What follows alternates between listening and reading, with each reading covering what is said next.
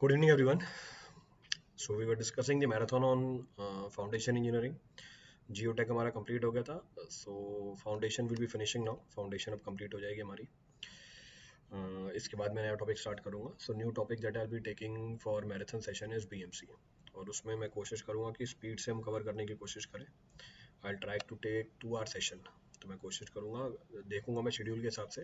तो अगर 2 घंटे का एक सेशन होगा या 2 ढाई घंटे का एक सेशन होगा, उसको जल्दी कंप्लीट करने की कोशिश करेंगे.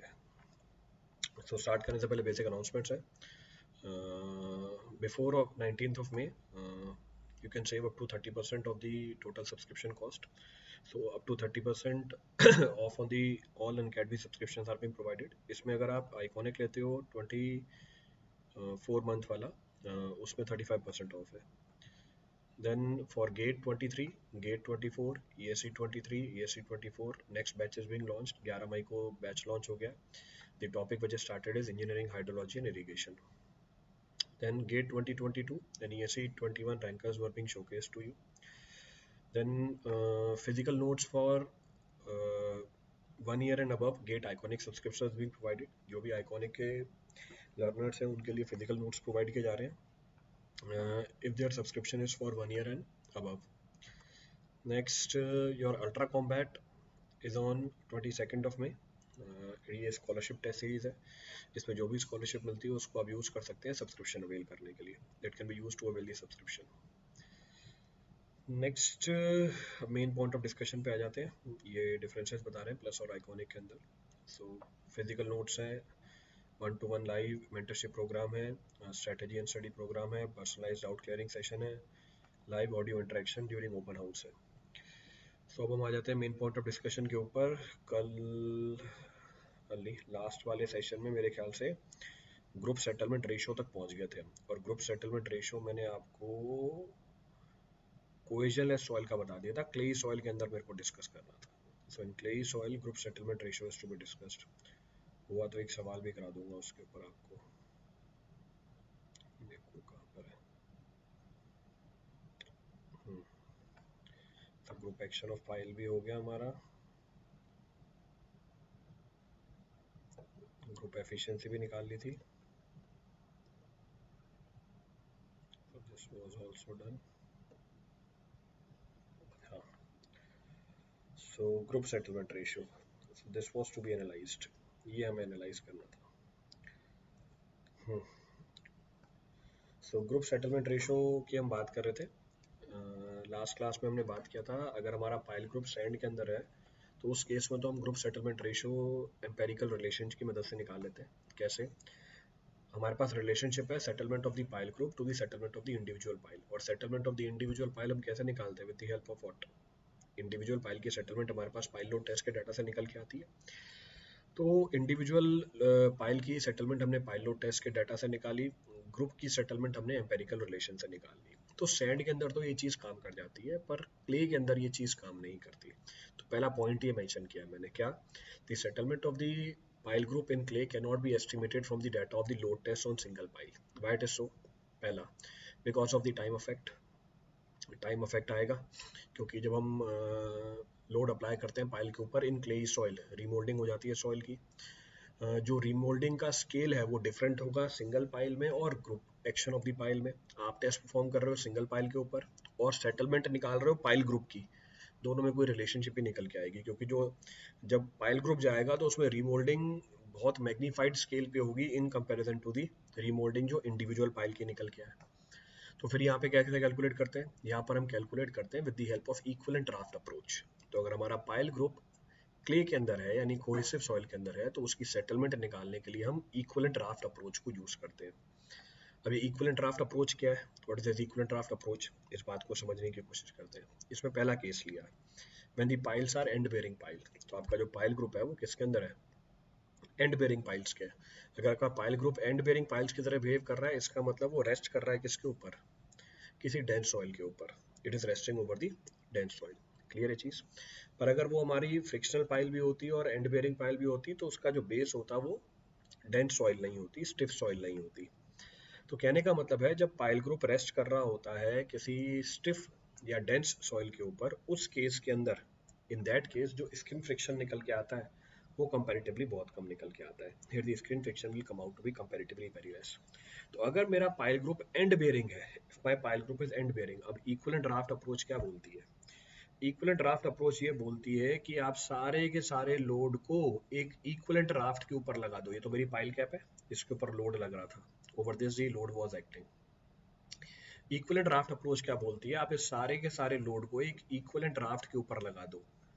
और अगर हमारा pile group end bearing pile group है, मैं वो इक्विवेलेंट ड्राफ्ट कहाँ कंसीडर करता हूँ? Eight the base of the pile. तो यहाँ पे जो इक्विवेलेंट ड्राफ्ट है वो कहाँ पर है? Base of the pile. तो सारा लोड आपने कहाँ ट्रांसफर कर दिया? The entire load is transferred over the equivalent draft. इसके बाद आप ये मानते हो कि जो लोड की डिस्ट्रीब्यूशन है वो कैसे चलती है, जो हमने पीछे डिस्कस की हुई है, अप्रोक्सीमेट तरीका 2 vertical to 1 horizontal, that is already known to us. तो 2 वर्टिकल 1 हॉरिजॉन्टल का हम डिस्ट्रीब्यूशन मानेंगे। जो हमारी कंप्रेसिबल लेयर है इसके सेंटर पे स्ट्रेसेस कैलकुलेट करेंगे, और जैसे ही स्ट्रेस कैलकुलेट कर लेंगे हमारे पास कंसोलिडेशन की थ्योरी अवेलेबल है। Will say settlement is given by what? H not, thickness of the compressible layer. ये हमारी थिकनेस है कंप्रेसिबल लेयर की, मार्क कर देता हूँ डायग्राम के अंदर। So this is the thickness of the compressible layer. Cc, that is also known to us 1 upon E naught log sigma naught dash। हमारी compressible layer के सेंटर पे कितनी इनिशियल अफेक्टिव स्ट्रेस थी जब पाइल ग्रुप नहीं था, और ये बनने के बाद कितनी स्ट्रेस बढ़ गई? Delta sigma dash. तो यहाँ से कैलकुलेट कर निकाल लेंगे। Here we'll calculate this। तो सिंपल सा तरीका है। ये तो कब? जब मेरा पाइल ग्रुप कैसा है? एंड बेयरिंग पाइल ग्रुप है। पर अगर ये एंड बेयरिंग पाइल ग्रुप नहीं हुआ, if the piles are driven through uniform clay deposit, और पाइल कैसे काम कर रहा है? फ्रिक्शन पाइल ग्रुप की तरह काम कर रहा है। उस सिचुएशन के अंदर, इन दैट सिचुएशन, मेरी इक्विवेलेंट ड्राफ्ट कहाँ कंसीडर की जाती है? इन that case the equivalent draft is considered at a distance of 2/3L from the top. तो इस केस के अंदर मैं इक्विवेलेंट ड्राफ्ट को कहाँ कंसीडर करता हूँ? ये जो मेरी इक्विवेलेंट ड्राफ्ट है जिसके ऊपर मैं लोड सारा अप्लाई कर दूंगा, तो जो भी पाइल के ऊपर लोड लग रहा था, या पाइल कैप के ऊपर लोड लग रहा था, या ग्रुप के ऊपर लोड लग रहा था, वो सारा का सारा लोड हम कंसीडर करेंगे ओवर एन इक्विवेलेंट ड्राफ्ट। पर इस बार वो इक्विवेलेंट ड्राफ्ट कहाँ कंसीडर की जाती है? यहाँ पर इक्विवेलेंट ड्राफ्ट कंसीडर की जाती है 2/3 of the length of the pile from the top. Clear चीज? उसके बाद आप लोड का डिस्ट्रीब्यूशन वैसे ही मानोगे, 2 vertical to 1 horizontal. Compressible layer के सेंटर पे आप स्ट्रेसेस कैलकुलेट करोगे, इनिशियल स्ट्रेस और लोड अप्लाई करने के बाद इंक्रीमेंट कितना हुआ, तो ये हमारा एच नॉट है। जब आप लोड अप्लाई कर दोगे इक्विवेलेंट ड्राफ्ट के ऊपर, उससे सेंटर पे कितने स्ट्रेस की इंक्रीमेंट हुई वो कैलकुलेट कर लेंगे, that can be computed. Then settlement can be analyse using the theory of consolidation. Consolidation की हम थ्योरी लगा सकते हैं, सेम एक्सप्रेशन तो वही चलेगा हमारा, एक्सप्रेशन में कोई चेंज नहीं। तो H not C C upon 1 plus E not into log 10 sigma not dash plus delta sigma dash upon sigma not dash. तो कंसोलिडेशन वाला कंसेप्ट आ गया इसके अंदर। तो सैंड में मुझे ऐसा नहीं करना पड़ रहा था, क्योंकि सैंड में एम्पेरिकल रिलेशन डेवलप की जा सकती है, यहाँ पर नहीं होती। क्लियर है?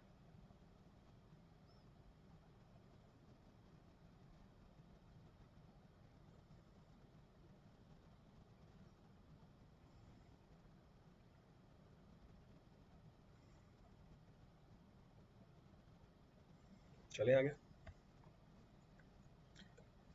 चलते हैं next of the point of reference. Next of the point of reference है गाइडलाइंस क्या हमारे पास to design a pile group. अगर हमने ये गाइडलाइंस फॉलो करी, if I follow this guidelines, in that case the pile group will act like a group, individual pile की तरह काम नहीं करेगा। सो ये गाइडलाइंस हमें फॉलो करनी पड़ती है for designing of a pile group, क्योंकि कई बार कन्वेंशन में सवाल आता है डिजाइन करके दो। डिजाइन करने का मतलब बहुत कुछ हो सकता है, जैसे लेंथ निकालनी पाइल की, ज्योमेट्री निकालनी पाइल की, सर्कुलर दोगे, स्क्वायर दोगे, डायमीटर निकालना पाइल का, स्पेसिंग निकालना पाइल की, नंबर ऑफ पाइल्स निकालनी। तो ये सारी चीजों का मतलब होता है डिजाइनिंग करना। All this means require your designing. अब क्या क्या क्राइटेरिया आपको फॉलो करना है? पहला, for friction pile group the length may be taken as 10 to 20 metres. अगर एंड बेयरिंग है, it will be equal to the depth of the hard strata, तो हम उसको लेके चलेंगे, length will be equal to the depth of hard strata. समझ में आता है? This point can be understood very easily. Diameter is kept in the range of 0.3 to 0.9 metre. Diameter को रखेंगे 0.3 से लेके 0.9 मीटर की रेंज में। Spacing is kept in the range of 2.5 to 3.5 D. Spacing रखी जाती है 2.5 से लेके 2.5 से लेके 3.5 डी के बीच में, जनरली हम 4 डी तक भी ले जाएंगे इसे। ये हमारी स्पेसिंग निकल के आती है। Next point of reference, number of piles. हम जनरली स्क्वायर पाइल ग्रुप बनाते हैं। We generally go for what? Square pile group. तो जनरली हमारा स्क्वायर पाइल ग्रुप ही बनेगा। स्क्वायर पाइल ग्रुप कौन सा बनेगा, 3x3 का, 4x4 का, 5x5 का और 6x6 का and so on. Group efficiency हमेशा 1 से ज़्यादा रखोगे या 1 के बराबर रखोगे एट मैक्स। कहने का मतलब है load carrying capacity of all the piles taken together should be less than the load carrying capacity of the pile group. ये पाइल ग्रुप की लोड कैरिंग कैपेसिटी से कम निकल के आनी चाहिए। क्लियर है? So it can be understood very clearly. Note कर लो फटाफट इस डाटा को।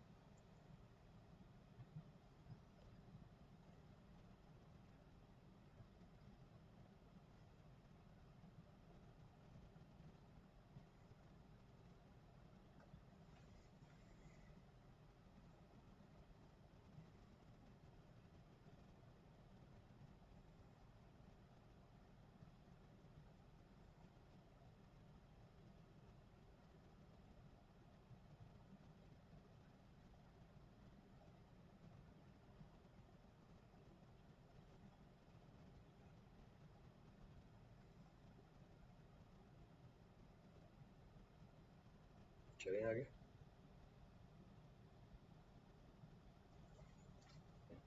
चलो, so we'll continue. Next of the point of reference. Next of the point of reference is to calculate the negative skin friction in the pile group. जैसे पीछे आपने negative skin friction निकाला था इंडिविजुअल पाइल में, अब हम negative skin friction की बात कर रहे हैं पाइल ग्रुप के अंदर।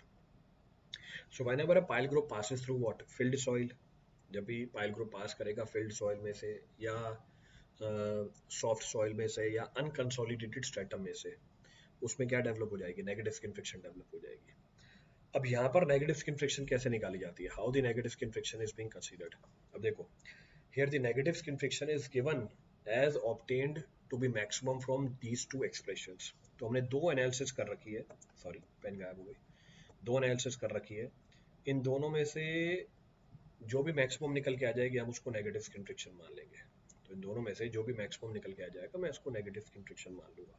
पहला, मैं ये मान के चल रहा हूँ कि सारी पाइल इंडिविजुअली काम कर रही है। अगर सारी पाइल इंडिविजुअली काम कर रही है तो हर पाइल के ऊपर आप नेगेटिव स्किन फ्रिक्शन निकालोगे, जैसे निकालते हो इंडिविजुअल पाइल के ऊपर, मल्टीप्लाई कर दोगे n से। दूसरा, अगर आप ये कंसीडर कर रहे हो कि पाइल ग्रुप की तरह काम कर रहा है तो नेगेटिव स्किन फ्रिक्शन निकालना आता है हमें। How to find negative skin friction, तो स्किन फ्रिक्शन ही होता है, वो तो हम नेगेटिव टर्म लगा देते हैं क्योंकि डायरेक्शन उल्टी होती है। तो अल्फा जब ग्रुप की तरह काम करेगा, अल्फा क्या होगा, adhesion between soil and soil, तो वैल्यू आ गई 1। Average cohesion over the length where negative skin friction is developed, तो alpha into average cohesion into area. Area कैसे निकालते हैं, perimeter of the pile group into length over which the negative skin friction is developed. Plus देखो साथ में एक और term आया है, साथ में एक कौन सा टर्म आया है, हमारी पाइल्स के बीच में जो सॉइल है हम उसका वेट भी कंसीडर करते हैं negative skin friction in pile group के अंदर कैलकुलेशन में। अब ध्यान रखना, जो वेट ऑफ सॉइल एम्बेडेड है, weight of soil embedded in between the piles only up to the critical length. Critical length वो लेंथ है जहां पर नेगेटिव स्किन फ्रिक्शन डेवलप हुआ। कैसे निकालूंगा इस सॉइल का वेट, सॉइल का वेट निकालने के लिए जैसे this is equal to area, तो एरिया आ गया ग्रुप का हमारा base area, multiply by the length, ये वॉल्यूम आ गई सॉइल की, into unit weight of the soil. अब इसमें हमने पाइल का वेट भी इंक्लूड कर लिया है, पाइल का एरिया भी इंक्लूड कर लिया, उससे कोई फर्क नहीं पड़ता, आप उसको एलिमिनेट भी कर सकते हो। पर क्योंकि सॉइल की डेंसिटी कंक्रीट की डेंसिटी में ज़्यादा फर्क नहीं आता, तो अगर मैं ये अप्रोक्सीमेशन ले भी लेता हूँ इट हार्डली मैटर्स। तो ध्यान रखना इस चीज़ का, अगर आप थोड़ा बहुत अजम्पशन लोगे भी तो कैलकुलेशन में कोई फर्क नहीं पड़ेगा, पर अगर आप एग्जैक्ट कैलकुलेशन करोगे एग्जाम के अंदर टाइम आपका वेस्ट होगा, इसलिए उसको कंसीडर नहीं करते, hence we don't consider that. तो ध्यान रखना, नेगेटिव स्किन फ्रिक्शन निकाला जाता है जब पाइल ग्रुप का, when negative skin friction of the pile group is computed, तो इस वेट को भी एडिशनल कंसीडर किया जाता है, that weight is also considered additionally, तो take proper care of that. अब बहुत ही इंपॉर्टेंट चीज, अब क्या है बहुत ही इंपॉर्टेंट चीज, देखो पीछे हमने बोला था, ध्यान से सुनना इसको, इसके ऊपर प्रॉब्लम बनते हैं और ये चीज डिस्कस नहीं की जाती है, this thing is not being discuss, जो आपको डिटेल में जाके बता रहा हूँ यहाँ पे मैं। देखो लोड कैरिंग कैपेसिटी क्या थी हमारी, load carrying capacity of the pile will be equal to the load carried by end bearing action, load carried by skin friction action. तो ultimate load to be carried by the pile is equal to load carried by the end bearing action और skin friction action. End bearing action से load calculate करना है, कैसे निकालेंगे, unit end bearing resistance area of the base, so unit end bearing resistance और multiply कर दिया area of base से। चलो ठीक है, ये बात भी समझ में आती है। यूनिट एंड बेयरिंग रेजिस्टेंस कैसे निकालोगे? How to calculate unit end bearing resistance? ध्यान रखना कोहेजनलेस सॉइल है तो C N C zero, Q N Q ले चलते हैं, so Q N Q, Q कितना होता है? तो गामा इंटू एल। चलो समझ में आ गया। तो unit end bearing resistance Q की वैल्यू डाल दी, gamma into L into N Q. इसका मतलब end bearing resistance directly proportional हो गया किसके? लेंथ के। जितनी ज्यादा लेंथ होगी पाइल की उतना ही ज्यादा सरचार्ज निकल के आ रहा है, उतनी ही ज्यादा एंड बेयरिंग रेजिस्टेंस निकल के आ रही है। पर ऐसा प्रैक्टिकली नहीं होता। तो ये रिलेशन तो मुझे ये बता रहा है कि जैसे जैसे पाइल की लेंथ बढ़ती जाएगी वैसे वैसे एंड बेयरिंग रेजिस्टेंस बढ़ती चली जाएगी। ये बात एक लिमिट तक की वैलिड है। ऐसा नहीं कि मैं लेंथ बढ़ाता चला जाऊंगा एंड बेयरिंग रेजिस्टेंस बढ़ती चली जाएगी। तो वो लेंथ जहां तक उसके इंक्रीज होने से एंड बेयरिंग रेजिस्टेंस बढ़ती है, इसको हम बोल देते हैं क्रिटिकल लेंथ। क्रिटिकल लेंथ के बाद अगर पाइल की लेंथ बढ़ती है तो कोहेजनलेस सॉइल में एंड बेयरिंग रेजिस्टेंस नहीं बढ़ता, इट रिमेन्स कांस्टेंट। तो ये फील्ड ऑब्जर्वेशन है हमारी, that beyond a particular value of the length, end bearing resistance does not increases, it remains constant, and that length is known as critical length. ऐसा क्यों होता है? ऐसा होता है because of the arching effect of the soil. तो कोहेजनलेस soil में हमें एक फिनोमिनन मिलता है जिसको हम बोलते हैं आर्चिंग। अब आर्च का मतलब होता है, धनुष देखा होगा आपने, तो इसको बोला जाता है आर्चिंग। तो you must have seen this process. तो सबने तीर चलाते हुए देखा होगा पिक्चरों में, बहुत सारे सीरियल आते होंगे उनमें। Let suppose this is our बो। तो जब हम इसमें एरो को रख के इसको पुल करते हैं, when we pull it off, तो ये क्या कर जाता है? ये आर्च कर जाता है, तो उसकी आर्चिंग हो जाती है। वैसे ही पाइल की भी आर्चिंग हो जाती है। जैसे जैसे लेंथ बढ़ती जाती है पाइल की आर्चिंग हो जाती है। It leads to the arching of the pile. भी आगे डायग्राम है वो आपको मैं दिखा दूंगा। तो आर्चिंग की वजह से भले ही पाइल की लेंथ बढ़ती चली जाए पर उसमें एंड बेयरिंग रेजिस्टेंस इंक्रीज नहीं करता। तो ये आर्चिंग दिखा रखी है आपको मैंने। So it is because of the arching of the soil. तो जो ग्रेनुलर सॉइल है उसके अंदर आर्चिंग इफेक्ट मिलता है। तो दिख रही है हमें आर्चिंग इफेक्ट। तो जैसे जैसे हम नीचे आ रहे हैं यही आर्च दिखाया था, वो दिखाया था मैंने आपको पीछे। तो पहले तो उस डेप्थ को क्या बोल देते हैं? Critical depth. ये फिनोमेना किसकी वजह से? आर्च इफेक्ट की वजह से है। अब ये क्रिटिकल डेप्थ होती कितनी है? ये रही क्रिटिकल डेप्थ। ये क्रिटिकल डेप्थ कितनी होती है? This critical depth varies in the range of 15D in the case of the loose to medium sand, और डेंस सैंड के अंदर कहाँ तक चली जाती है? 20D तक चली जाती है, where D is the diameter of the pile. तो आपको सवाल देखना पड़ेगा कि कैसी सॉइल है। तो 15 से लेके 20D के बीच में वेरी करती है। Next, it is also recommended that the maximum value of the unit point resistance यानी QEB should not be more than 11,000 kilonewton पर मीटर स्क्वायर अगर नॉर्मल सिलिका सैंड है, 5,000 किलोन्यूटन पर मीटर स्क्वायर अगर कैल्सीरियस सैंड है। अब कई बार वो आपको सैंड नहीं बताएगा तो आप इस चीज को अवॉइड कर सकते हो, पर अगर सैंड लिख के दे दिया यानी वो ये वाली कंडीशन भी चेक करवाना चाहता है आपसे। क्लियर चीज? अच्छा, ये आर्चिंग क्यों अफेक्ट करती है? आर्चिंग इसलिए अफेक्ट करती है क्योंकि सॉइल की स्टिफनेस और जो पाइल की स्टिफनेस है इसमें फर्क है। तो आपकी पाइल तो बहुत ज़्यादा स्टिफ है, सॉइल की स्टिफनेस कंपैरेटिवली कम है।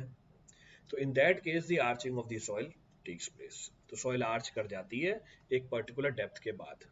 इसीलिए डेप्थ के बढ़ने से सरचार्ज में कोई इंक्रीमेंट नहीं निकल के आता। There is no increment in the surcharge. Next, अब बात करते हैं स्किन फ्रिक्शन रेजिस्टेंस की। If I talk about skin friction resistance, so I'll say skin friction resistance is equal to unit skin friction resistance into surface area। आ गया? तो unit skin friction resistance into surface area.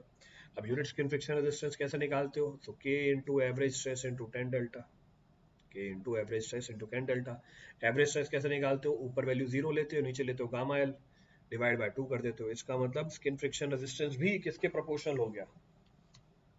Skin friction resistance भी length के proportional हो गया। तो skin friction resistance is also proportional to the length. तो दिखा रखा है वेरिएशन भी आपको। तो जैसे जैसे डेप्थ बढ़ती जाती है हमारी अज्यूम्ड वेरिएशन तो क्या है? हम तो बोलते हैं लीनियरली इंक्रीज करता चला जाएगा। दिखाता हूँ मैं आपको, ये रहा ब्लू कलर की लाइन।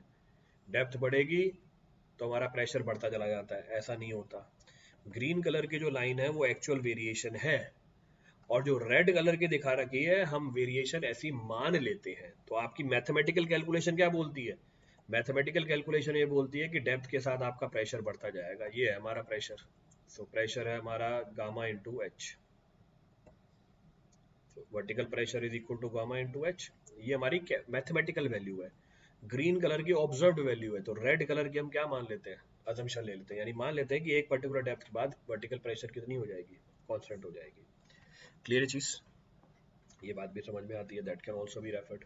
तो फिर से क्रिटिकल डेप्थ बाद क्या मिलेगा, वर्टिकल प्रेशर आपको कांस्टेंट मिल जाएगा, यानी जो स्किन फ्रिक्शन रेजिस्टेंस है वो भी क्या हो जाएगी, कांस्टेंट हो जाएगी। यहाँ पर भी लिमिट है, क्या लिमिट है, जो मैक्सिमम वैल्यू है यूनिट स्किन फ्रिक्शन रेजिस्टेंस की वो कितनी है, 100 kilonewton per metre square for straight piles in the normal silica sand and 20 kilonewton per metre square in calcareous sand. तो ये दोनों लिमिट्स का ध्यान रखना, 11,000 और 5,000, और यहाँ पर है 100 और 20। तो take proper care of this.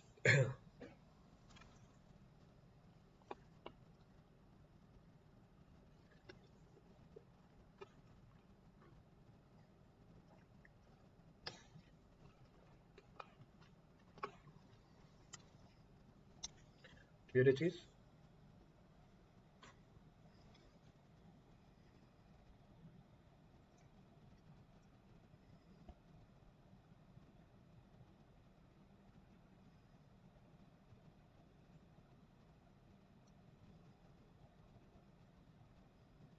Note करो फटाफट।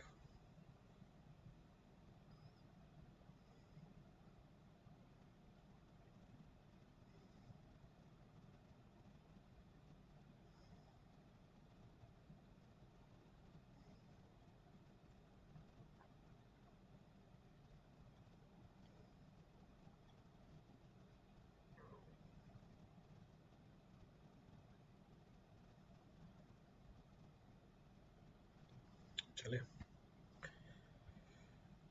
क्या है, consider the following statement regarding the negative skin friction in piles. ठीक है, it is developed when the pile is driven through a recently deposited clay layer. ठीक है, recently deposited है मतलब कंसोलिडेशन नहीं हुई।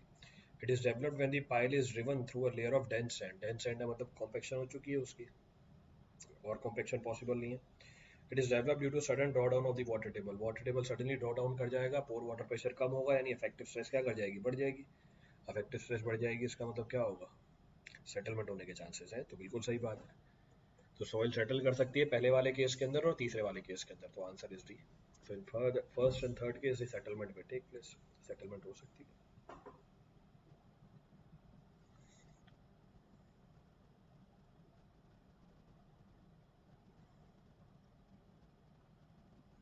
क्लियर है, चलो next. In case of the pile foundation negative skin friction may occur at a load which is, in case of pile foundation negative skin friction may occur at a load which is, अच्छा, negative skin friction किस load पे होता है, ये load का कोई लेना देना नहीं है। नेगेटिव स्किन फ्रिक्शन डेवलप होने के लिए तो क्या है, सॉइल की सेटलमेंट होनी चाहिए, और बता रखा है अगर 10 mm की भी सेटलमेंट हो जाती है सॉइल की with respect to the pile, negative skin friction develop हो जाएगा, it will lead to the development of negative skin friction.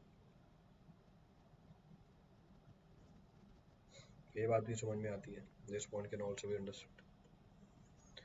Next क्या है, the ultimate load capacity of a 10 metre long concrete pile of a square cross section. The ultimate load capacity of 10 metre long concrete pile, length दे रखी है, concrete pile दे रखी है, square cross section दे रखा है 500 mm by 500 mm, driven into an homogeneous clay layer having undrained cohesion value of 40 kPa is 700 kilo Newton. ठीक है, ultimate load capacity आपको दे ही रखी है, ultimate load capacity is given to you. If the cross section of the pile is reduced to 250 mm to 250 mm and the length of the pile is increased to 20 meter, the ultimate load capacity of the pile is, okay ठीक है, calculate करना है करो भैया calculate.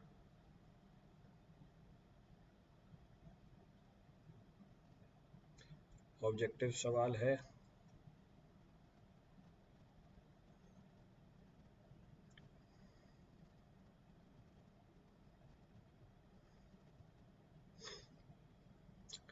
सो इसमें बस ये check करना है मुझे कि एंड बेयरिंग रेजिस्टेंस भी लेना है, स्किन फ्रिक्शन रेजिस्टेंस भी लेना है, तो दोनों ही रेजिस्टेंस आ गए इसके अंदर। So and bearing resistance, skin friction resistance, both resistance R included. तो अगर दोनों रेजिस्टेंस इंक्लूड हो गए इसके अंदर, if both the resistance R included, तो उसको कैसे अकाउंट किया जाए, हाउ टू अकाउंट दैट। तो वो चीज़ है, क्ले के अंदर है तो इसका मतलब क्या होगा, क्ले के अंदर इसका मतलब आर्चिंग इफेक्ट तो है ही नहीं इसमें, there is no arching effect in this, तो आर्चिंग इफेक्ट भी एलिमिनेट हो गया, so arching effect is eliminated. चलो ठीक है, समझ में आ गया सवाल, अटेम्प्ट करो, निकाल के बताओ। एरिया चेंज कर दिया है, लेंथ चेंज कर दी है, so area and length is being changed।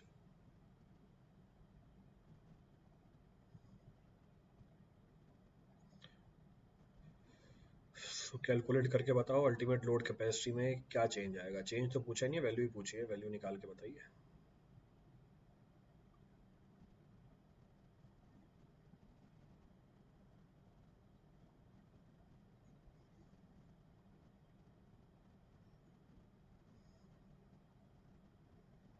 Substitute कीजिए वैल्यूज।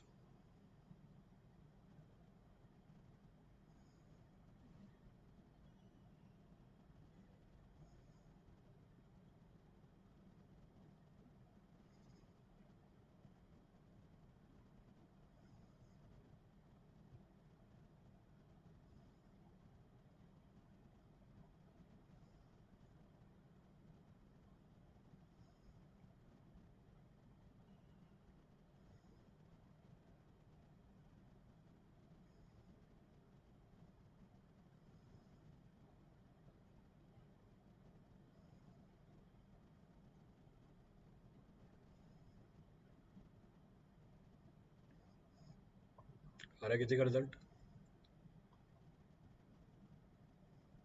एक का ही है।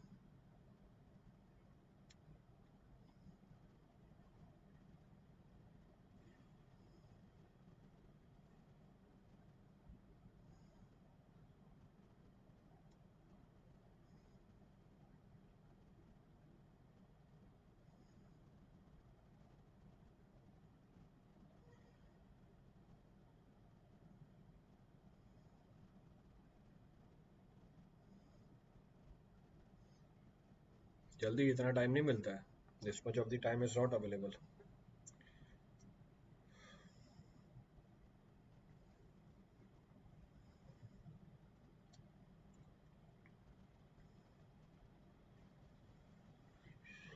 अल्टीमेट लोड कैरिंग कैपेसिटी लिखो, एक्सप्रेशंस में वैल्यू डालो सारी, सिंप्लीफाई एंड कैलकुलेट।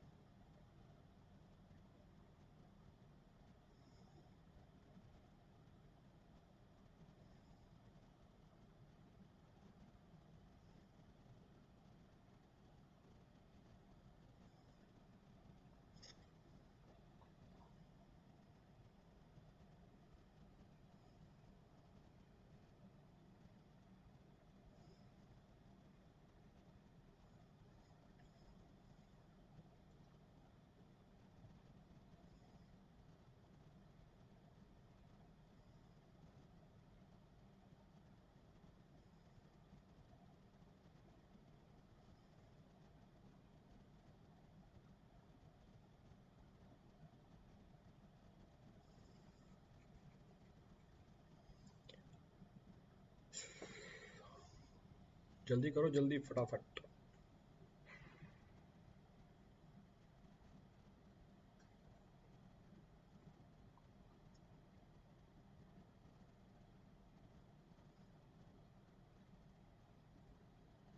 आ रहा है सबका? Is everybody getting the result?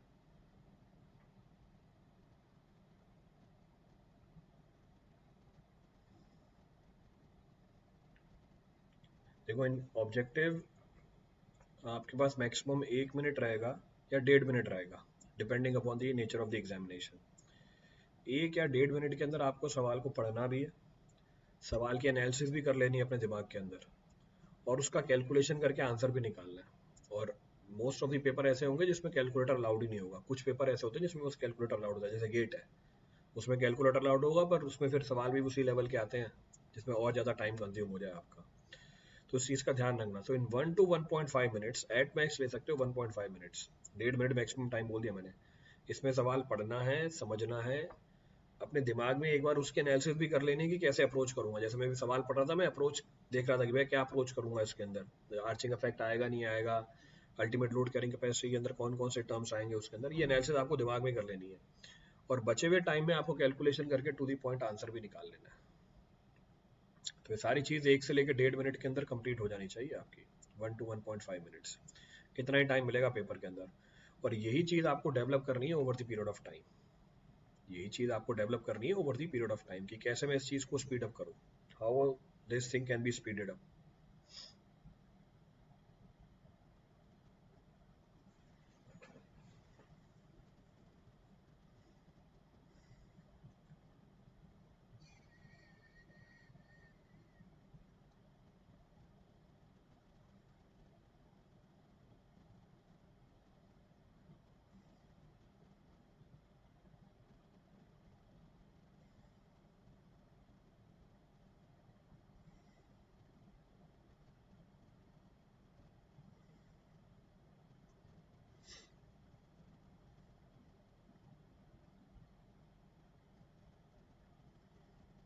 हाँ निकालो, जितने भी बैठे हो सारे निकाल के बताओ answer.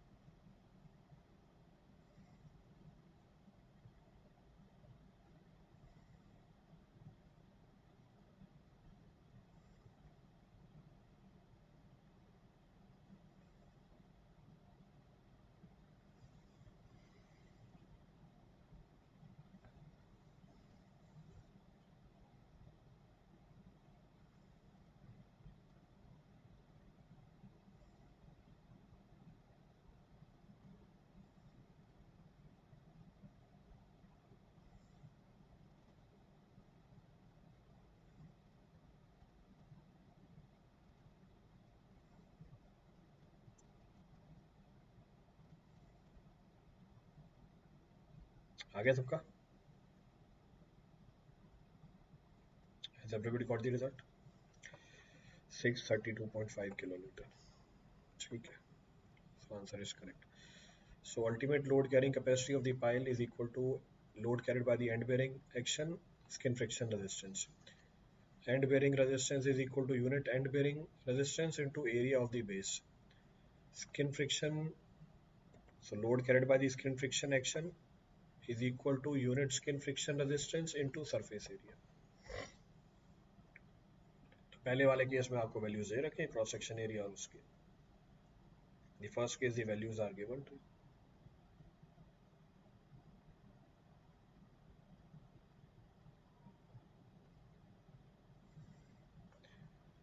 So we'll say ultimate load is equal to 9C area at the base alpha average cohesion into surface area. ये वैल्यू दे रखी है 700, कोहेजन की वैल्यू बता रखी है उसमें, untrained cohesion value, confined strength नहीं दे रखी, कोहेजन वैल्यू दे रखी है उसने तो 40, area at the base 0.5 into 0.5, so area at the base, ठीक है, area at the base is given to you, plus alpha into 40, surface area will be equal to 4 into 0.5 into L. तो ये जानकारी दे दी है आपको, this is the information given to you. तो यहाँ से निकाल लो क्या अननोन बचा हमारा, व्हाट द अननोन लेफ्ट,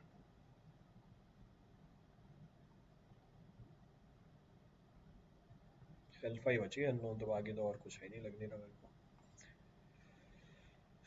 तो पहले वाले केस में सब्ट्रैक्ट कर लो 900, तो 9 into 40 into 0.5 into 0.5, so 9 into 40 into 0.5 into 0.5, तो 90 आ जाता है, तो ये हो जाएगा 610, this is equal to alpha, alpha के साथ कौन सी वैल्यू है 40 इंटू 4 इंटू 10 इंटू 0.5, 800, तो एल्फा की वैल्यू आ गई 610/800, 610/800 वैल्यू है एल्फा की, 0.7625, वैल्यू निकाल लो दूसरे केस के अंदर। दूसरे केस के अंदर होगी 9 इंटू सी, सी की तो वैल्यू वही है ना, तो 9 into C 40, area at the base, in this case 0.25 into 0.25 plus 0.7625 into 40 into 4 into 0.25 into 20। तो ये कैलकुलेशन करनी है आपको, this calculation student. So 9 into 40 into 0.25 into 0.25, तो ये तो हो गया 22.5 प्लस ये कैलकुलेट करो 0.7625 इंटू 40 इंटू 4 इंटू 20 इंटू 0.25, तो ये है हमारा 610। तो 610 प्लस 22.5 632.5 किलो न्यूटन। आंसर यही है, सॉल्व हो गया।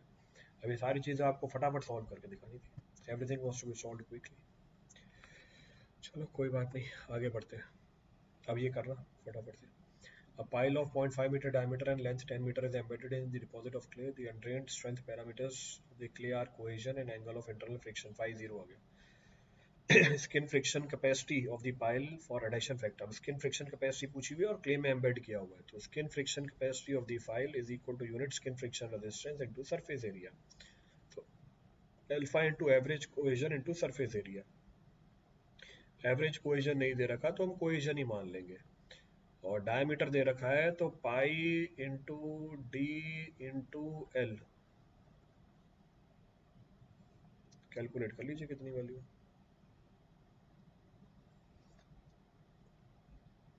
सिंपलीफाई एंड कैलकुलेट,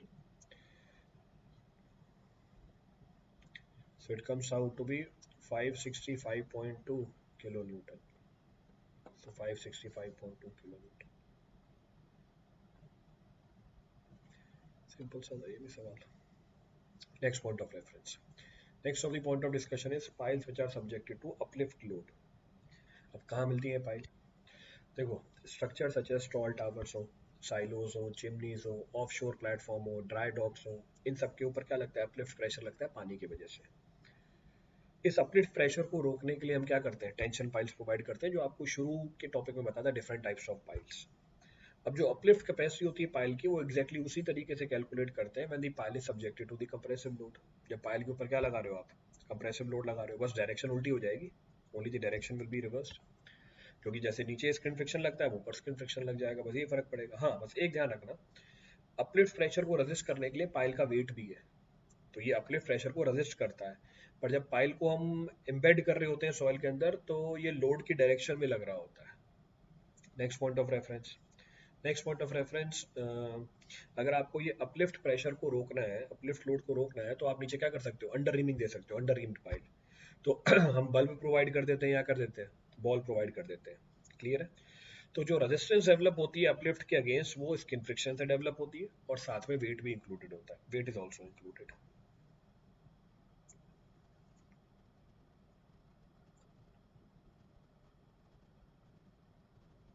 क्लियर है?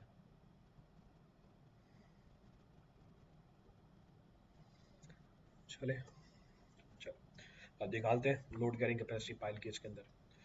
सो load carrying capacity, ultimate load carrying capacity of the tension pile, this will be equal to what?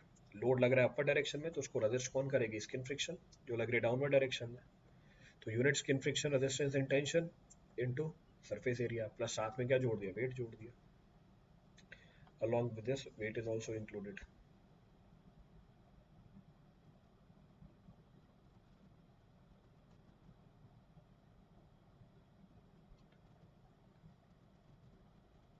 चले, चलिए next of the point of reference, let us suppose आपने pile का bulb enlarge कर दिया, आपने pile का bulb enlarge कर दिया। इस केस के अंदर हम ultimate load carrying capacity of the tension pile लेंगे, इन दोनों में से जो भी वैल्यू मिनिमम निकल के आती है, whatever the value comes out to be minimum. क्या है?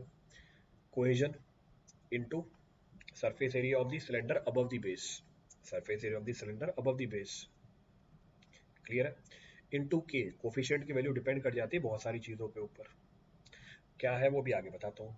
वेट ऑफ द सॉइल जो बल्ब के ऊपर है, तो weight of the soil included in the region of the pile shaft and the cylinder above the base of the bulb, जैसे मैं भी दिखाता हूँ डायग्राम, ये डायग्राम देख लो। तो अगर आपको क्या करना है, अगर आपको लोड कैरिंग कैपेसिटी निकालनी है पाइल की इन the case of the tension, तो इस टेंशन को रेजिस्ट कौन करेगी? देखो, wait of the pile, wait of the soil which is above the bulb. तो जो आपने बल्ब प्रोवाइड कर दिया, इसके ऊपर जो सॉइल है उसका वेट भी इंक्लूड हो जाएगा, तो दैट इज ऑल्सो इंक्लूडेड। और साथ में स्किन फ्रिक्शन रेजिस्टेंस तो है ही, देयर स्किन फ्रिक्शन रेजिस्टेंस तो आ गया। सो कोहेजन इनटू एरिया, एरिया किसका? Surface area of the vertical cylinder above the base, into के, के की वैल्यू बता दी है for different types of soil, तो अलग अलग सॉइल के लिए के बता दिया। नेक्स्ट साथ में क्या जोड़ दिया?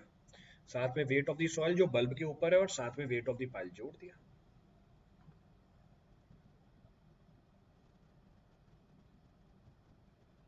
चले, नेक्स्ट, नेक्स्ट रिलेशनशिप क्या है? It is equal to 2.25 pi dia of the bulb का whole square minus dia of the pile का whole square into cohesion plus weight of the pile. इस बार इसने क्या कंसीडर किया? इस बार इसने जो बेयरिंग रेजिस्टेंस है किसकी, कहाँ गई? इस बार जो बेयरिंग रेजिस्टेंस है बल्ब की, वो भी कंसीडर कर ली है। तो बल्ब के ऊपर जो बेयरिंग रेजिस्टेंस है वो भी कंसीडर कर लिया गया है यहाँ पे, and that relationship is being found directly, वो रिलेशनशिप आपको डायरेक्टली दे दी है। तो इन दोनों में से जो भी वैल्यू छोटी निकल के आ जाती है, उसको हम क्या मान लेंगे? Load carrying capacity of the piling tension if bulb is being provided. Bulb नहीं प्रोवाइड किया हुआ तब तो पीछे वाला एक्सप्रेशन है ये वो।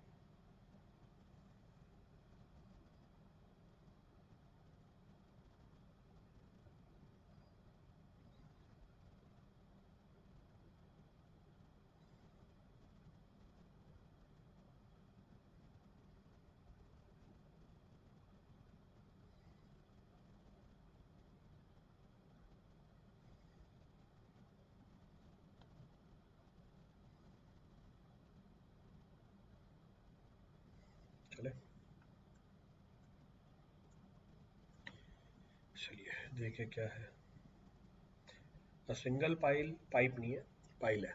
A single pile 15 centimeter in diameter, 16 meter long is driven in a clay having an average unconfined compressive strength, यानी QU दे रखी है आपको 100 किलोमीटर पर metre square. Ultimate load carrying capacity of the pile neglecting end bearing if any. End bearing neglect करनी है आपको, यानी skin friction resistance ही निकालना है बस। So unit skin friction resistance into area of surface.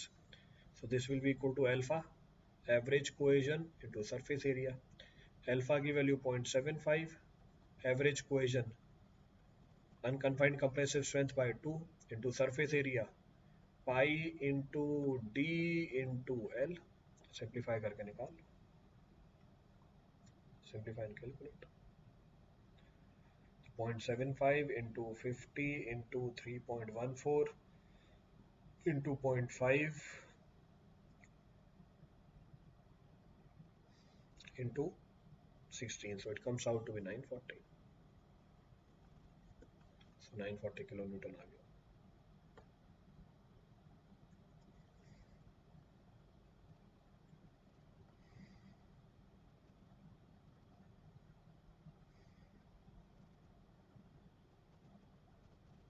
Clear है?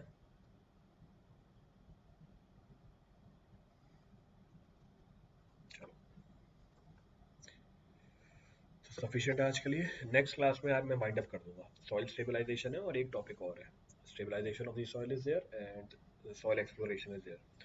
सो in one class it will be winded up. तो एक क्लास ही बची हुई है आपकी फाउंडेशन की, इसके बाद मैं बीएमसी स्टार्ट कर दूंगा। After this I will start the marathon of BMC. चलिए, थैंक यू एवरीवन।